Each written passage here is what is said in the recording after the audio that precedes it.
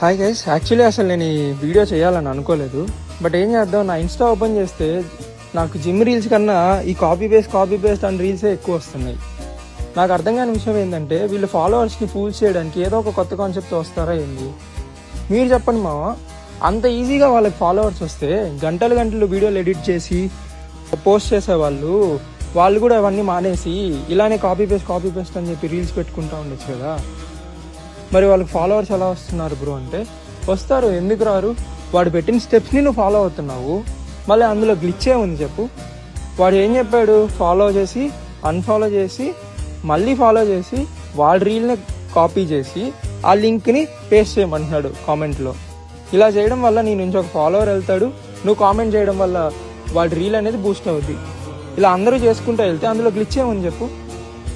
So ఈ గ్లిచ్లు అవి అన్నీ ఫేక్ మావా. Don't get fooled by them. ఈ వీడియో నీకు ఇన్ఫర్మేటివ్గా అనిపిస్తే మీ ఫ్రెండ్స్తో షేర్ చేయండి.